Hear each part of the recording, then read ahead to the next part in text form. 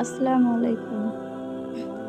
স্ত্রীরা যেন হযরত ফাতিমা রাদিয়াল্লাহু তাআলা আনহুর এর আদর্শ অনুসরণ করে। নবী নন্দিনী হযরত ফাতিমা রাদিয়াল্লাহু তাআলা আনহু বেহেশতের সকল নারীদের সর্দার তিনি।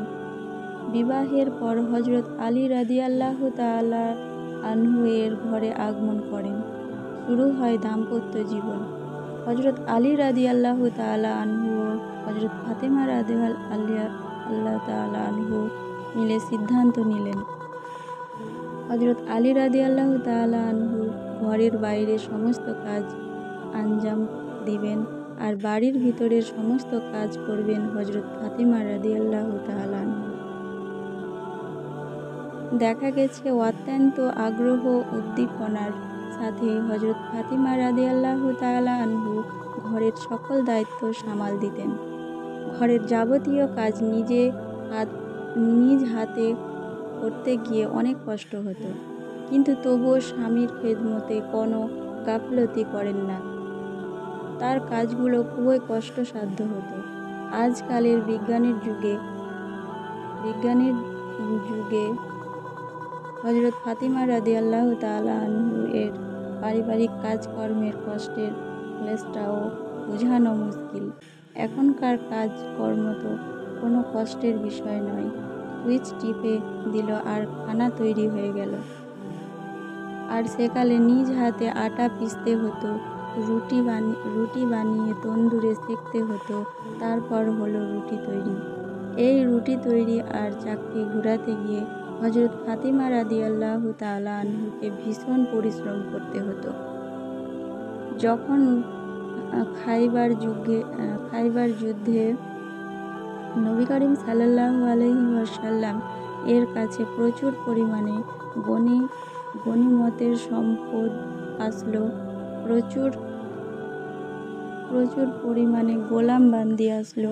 নবী করিম সাল্লাল্লাহু আলাইহি ওয়াসাল্লাম সাহাবায়ে কেরামের মধ্যে এগুলো বন্টন করতে লাগলেন।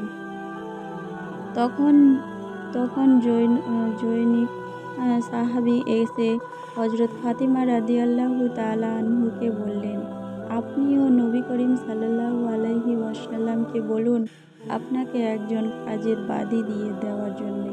তারপর হযরত ফাতিমা রাদিয়াল্লাহু তাআলা আনহু আয়েশা রাদিয়াল্লাহু তাআলা আনহুর এর ঘরে আসলেন এবং হযরত আয়েশা রাদিয়াল্লাহু তাআলা আনহুকে বললেন, আপনি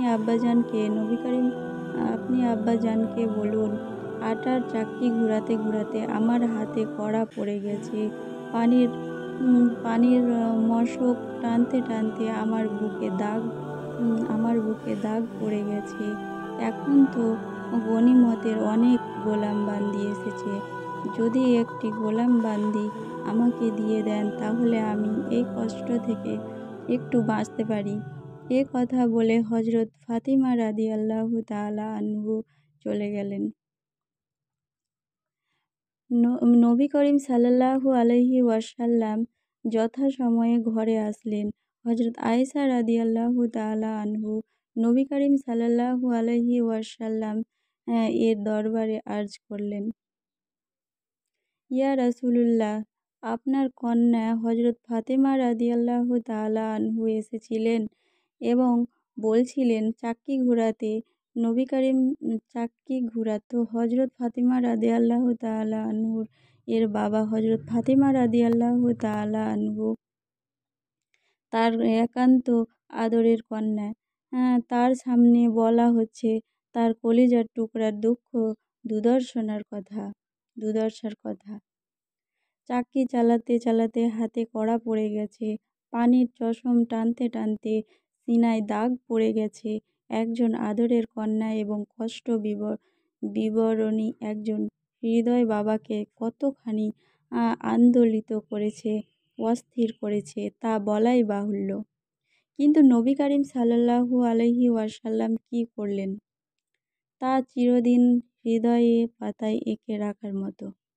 তিনি সাল্লাল্লাহু আলাইহি ওয়াসাল্লাম হযরত ফাতেমাকে ডাকলেন এবং বললেন, ফাতেমা, তুমি আমার কাছে গোলাম অথবা বাদীর দরখাস্ত করেছ, কিন্তু যতক্ষণ পর্যন্ত মদিনার প্রতিটি মানুষ গোলাম এবং বাদী না পাবে ততক্ষণ পর্যন্ত আমি মুহাম্মদের কন্যাকে কোনো গোলাম কিংবা বাদী দেওয়াটা পছন্দ করি না।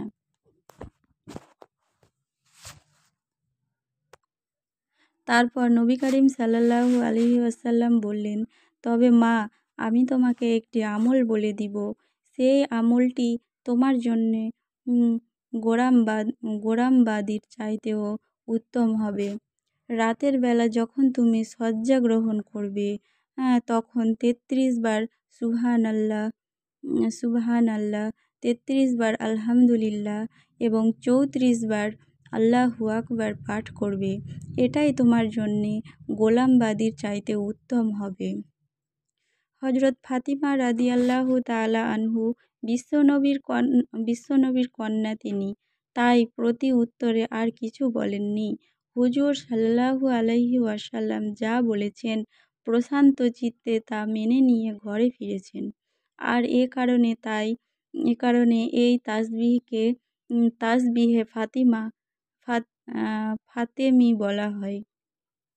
মূলত নবী করিম সাল্লাল্লাহু আলাইহি ওয়াসাল্লাম তার কন্যাকে কিয়ামত পর্যন্ত